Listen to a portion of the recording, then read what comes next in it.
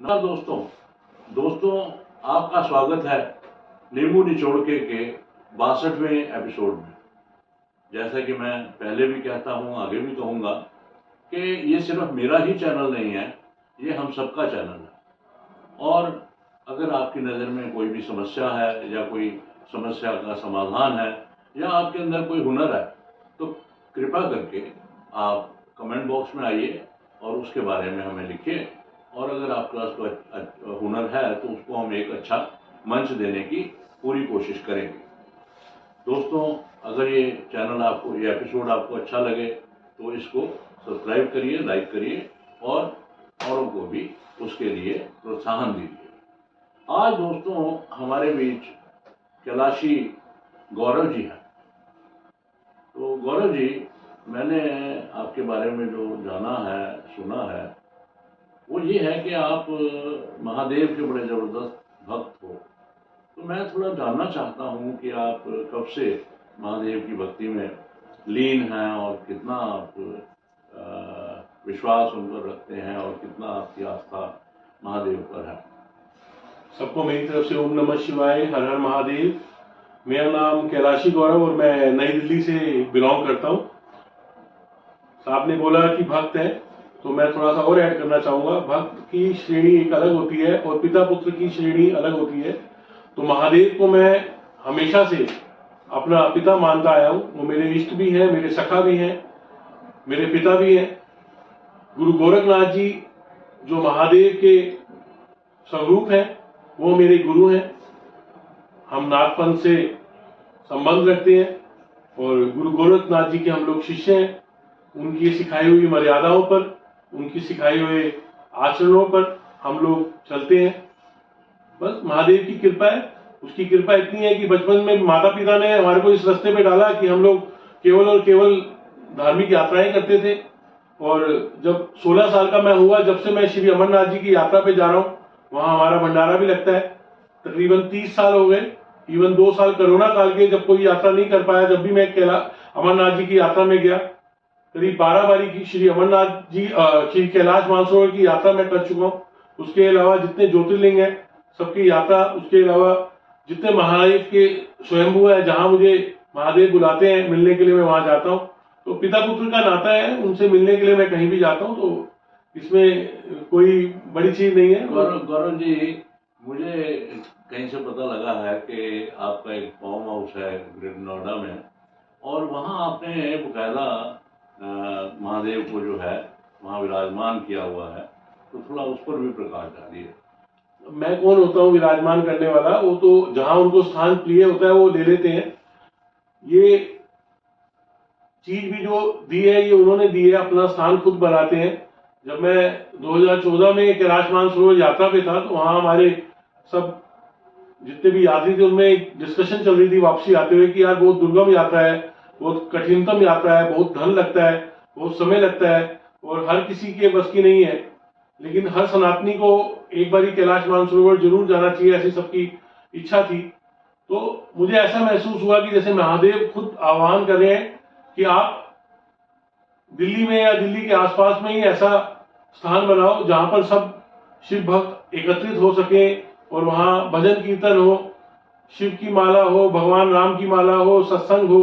तो उनकी कृपा से ही वो भूमि मिली और उस भूमि पे महादेव को स्थान दिया। और आप मान के चले कि साक्षात वासुकी वहां पर उस स्थान की रक्षा करते हैं।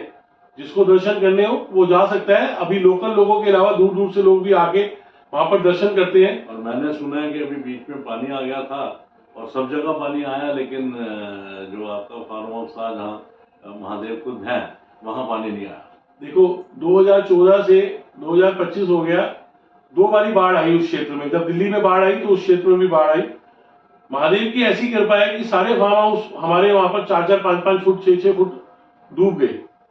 लेकिन जो हमारा कैलाश है, कैलाश फार्म, वहां सिर्फ चरणों तक ही यमुना जी का पानी आ पाया। वो हमारे फार्म के अंदर नहीं गया और हमारी पूजा अर्चना जैसे चलती आ रही है मंदिर की, वैसी चलती रही। तो बहुत कृपा है उनकी। अपने स्थान की रक्षा भी वो खुद करते हैं, सब कुछ वो कर सकते हैं। महादेव हैं तो सब कुछ है। गौरव जी, ये जो अभी मैं 10-15 दिन से जो बहुत सुनने में मिल रहा है, बहुत देखने को मिल रहा है कि जो ये मंदिर को तोड़ा गया झंडेवालान में, तो उस पर आपका क्या ज्ञान है? उस पर आप कुछ थोड़ी रोशनी डालिए, क्योंकि बहुत किस्म के भ्रम पैदा हो रहे हैं सोशल मीडिया के थ्रू और दूसरे तरीकों से। तो थोड़ा उसकी सच्चाई के बारे में आप मेरे चैनल के माध्यम से लोगों को अवगत कराइए कि हकीकत है क्या, सच क्या है। ऐसा है कि ये जो स्थान है, ये बिल्कुल झंडे वाला मंदिर है और आरएसएस का ऑफिस है उसके बराबर में है, और ये स्थिर स्थान है। लोगों की मुरादें वहां जाके पूरी होती हैं। दुनिया को सब कुछ मिला है उस स्थान से। आज 1.25 करोड़ आबादी हिंदू सनातनी उस स्थान को पूजती है। ये गुरु गोरखनाथ जी का स्थान है, नाथ जी का स्थान है। इसके अलावा भी अफगानिस्तान में, पाकिस्तान में, काबुल, कंधार, चारबाग, नेपाल, इंडिया में बहुत से स्थानों पर हमारे मंदिर हैं। तो ये नाथ जी का स्थान है। अभी बीती 29 नवंबर को, शनिवार को, मैं मंदिर में पूजा भी करता हूँ, सेवा भी करता हूँ, पुजारी हूँ मंदिर का, तो मैं मंदिर में ही था। बिना कोई इंटीमेशन के हम लोगों को धोखे में रखकर भारी पुलिस बल लेकर डीडी और एमसीडी ने एक तरफा कार्रवाई कर हमें बोला गया कि हमें झुग्गियां तोड़नी है, जो कि सामने की साइड थी, और पूरा बैरिकेड करके सारी छावनी बना के उन्होंने सीधा 10 बुलडोजर लाके हमारे मंदिर के ऊपर, दीवारों के ऊपर, मंदिर की जो संपत्ति है उसके ऊपर उन्होंने अटैक कर दिया, जिसमें हमारा भंडार हॉल, लंगर हॉल, हमारी तुलसी वाटिका, जहां भगवान जी के लिए पुष्प उगाए जाते हैं वो स्थान, जनरेटर रूम, इलेक्ट्रिसिटी के जहां पर सारे बक्से लगे थे, जहां सारी कनेक्शन था, वो पानी के कनेक्शन थे, पानी की टंकियां थी, ये सब स्थान उन्होंने तोड़ दिया और नीली चदरें लगा के 15-15 फुट की उस स्थान पर नाजायज कब्जा कर लिया, सिर्फ धोखा में रखकर। और जो ये बता रहे हैं सोशल मीडिया पे आके कि मंदिर नहीं तोड़ा गया, मैं उनसे सिर्फ एक छोटी सी बात पूछना चाहता हूँ। अगर आप किसी घर में रहते हैं तो आपका खाली बेडरूम ही आपका घर होता है, या उसमें जो किचन होती है या उसमें जो और अन्य रूम होते हैं, ड्राइंग रूम होते हैं, वो भी, उसको भी अपना ही घर मानते हैं? मान लो कोई आपके घर को तोड़ने आता है और वो खाली बेडरूम छोड़ के बाकी सब तोड़ देता, तो वो क्या कहेगा कि आपका हमने बेडरूम तो छोड़ दिया। हमारे मंदिर को नुकसान पहुंचाया गया है, मंदिर का स्थान छीना गया है। हमारे 2 विशेष मेले लगते हैं साल के अंदर, शिवरात्रि का मेला, महाशिवरात्रि का मेला, महाचौदस का मेला, जब पितृपक्ष होता है, और हजारों की, लाखों की संख्या में लोग आते हैं देश विदेश से। हमारे जो सेवादार हैं वो सब जर्मनी, लंदन, अमेरिका, ऑस्ट्रेलिया, विश्व के कोने कोने पे हैं, वो लोग आते हैं। जो ये स्थान हम लोगों ने, जो हमसे छीना गया है, इस स्थान पर हमारा लंगर हॉल था, जहां पर लोग आके ठहरते थे, भोजन बनता था, भोजन लोगों को करवाया जाता था। तो ये सब चीजें हम लोगों से उन लोगों ने छीन ली जबरदस्ती, और बिना किसी दस्तावेज दिखाए, ग्रैब 3, ग्रैब 4 लगे होने के बावजूद, जब एक कंस्ट्रक्शन करना अलाउड नहीं है, उस ग्रैब 3, ग्रैब 4 के अंदर इन लोगों ने हमारे स्थान को तोड़ के और उसमें 4 दीवारी अपनी 4 चदरें लगा दी और उसमें नाजायज कब्जा कर लिया। गौरव जी, अभी मुझे कुछ महादेव का आदेश है। मैं आपकी उपस्थिति में उन लोगों को, सबको, जो लोग इस साजिश में लेश मात्र भी सम्मिलित हैं, या जिन्होंने 1 रुपया भी रिश्वत खाई है और इस काम को कार्य अंजाम किया है। देखिए, ये बात तो आप मेरी मानेंगे कि कुछ असामाजिक तत्व हमारे ही समाज के, हमारे बीच के ही गलत कर रहे हैं, गलत हुआ है, गलत किया है। लेकिन मुझे बहुत ही हैरानगी भी हुई है, बड़ा दुख भी हुआ है कि इस इतने बड़े मैटर के ऊपर भी एक भी किसी बड़े आदमी का, जो किसी जिम्मेदारी वाली पोस्ट पे हो, उसका कोई वक्तव्य नहीं आया, जो कि आना चाहिए। ऐसा है कि शंकराचार्य जी ने, जो उत्तराचल पीठ के हैं, उन्होंने, और इवन राज्यसभा में भी ये मुद्दा उठ चुका है अब तो, और कई जगह विधानसभाओं में भी ये मुद्दा उठ चुका है।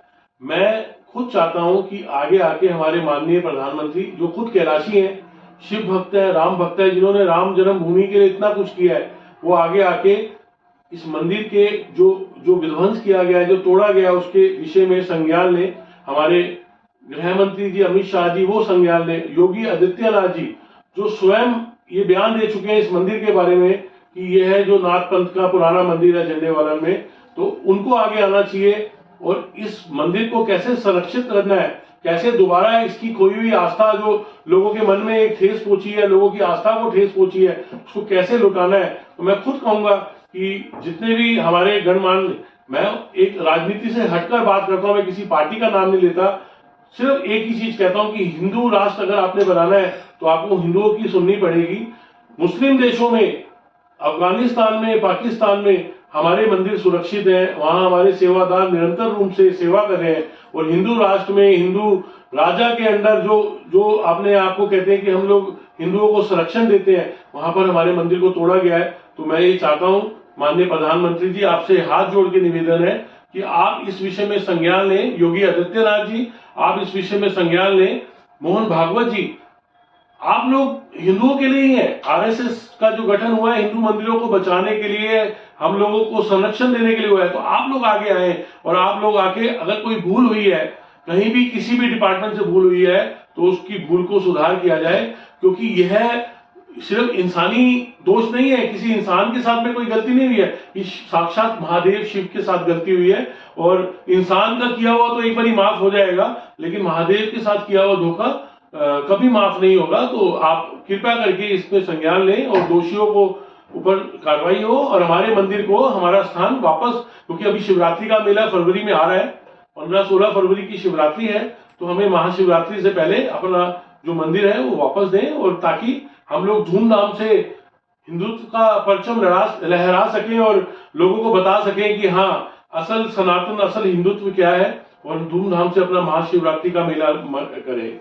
गौरव जी, मैं अपने सभी दर्शकों को, श्रोताओं को एक शिव जी का छोटा सा संदेश या चेतावनी, आप जो मर्जी समझ लीजिए, देना चाहता हूँ कि जो लोग इसमें कहीं से कहीं तक, असामाजिक तत्व जो इसमें जिन्होंने ये काम किया है, मैंने पहले भी कहा कि चाहे चंद सिक्कों के लिए किया, चाहे किसी कोई प्रमोशन लेने के लिए किया, या किसी ट्रांसफर के डर से किया, या जमीन के लालच में किया, उन सबको शिव बख्शने वाले नहीं है।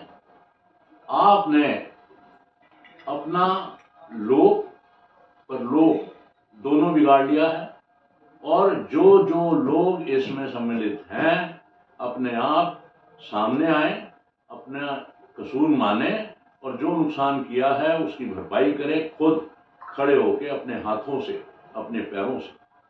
नहीं तो कोई उनको अमरता का वरदान नहीं मिला हुआ। हनुमान जी अमर है, परशुराम अमर है, अश्वत्थामा अमर है, ऐसे 7 लोग अमर हैं, लेकिन जिसने बुलडोजर की एक ठोकर भी मारी है, उसने ना तो स्वर्ग में अपनी जगह छोड़ी, ना नर्क में छोड़ी। मरने के बाद मैं आपको बतला रहा हूं कि उसका क्या होने वाला है। मरने से पहले तो कीड़े पड़ने हैं, वो तो निश्चित है, लेकिन मरने के बाद ना उसे नरक मिलेगा, ना स्वर्ग मिलेगा, उसकी आत्मा को पेड़ों पर लटकना पड़ेगा। ये मेरा संदेश है। जिसको समझ में आ गया हो बेहतर है, ना समझ में आए तो मेरे साथ साक्षात्कार करे, मैं तैयार हूं। मेरा नाम राजेश कुमार सूरी है। इसी के साथ दोस्तों, मैं आज के इस एपिसोड को समाप्त करूंगा, और आप सबसे एक ही गुजारिश करूंगा कि 3 भगवान हम माने जाते हैं, हमारे यहाँ 3 ही भगवानों को मानते हैं। एक सबसे पहले सबको मालूम है कि विष्णु जी की पूजा होती है, उन्होंने संरचना की है। उसके बाद सब जानते हैं, कोई नई बात नहीं है विष्णु के बारे में, महेश के बारे में। संहारक अगर कोई है तो वो हमारे महादेव हैं। तो ये संहारक, अब ये मतलब राजा के घर में चोरी करने के बराबर है ये, तो इसकी सजा मिलेगी, बराबर मिलेगी। इसी के साथ मैं आज के एपिसोड को समाप्त करूंगा। धन्यवाद। हर हर महादेव, वंदे हर हर मातरम, महादेव। वंदे मातरम।